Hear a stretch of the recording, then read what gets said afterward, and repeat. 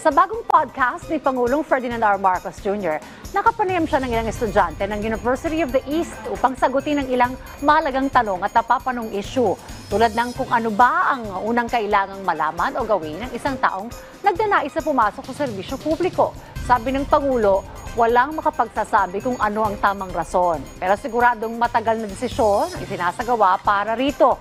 Dagdag pa po ng ating Pangulo, isang karangalan ng maglingkod sa bayan dahil dala ng paglilingkod at isang pagbabago at ikabubuti ng kanyang nasasakupan.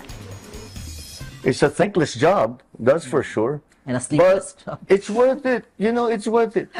You know, when you see something change for the good, that you made it happen. Ikaw may, that changes your world.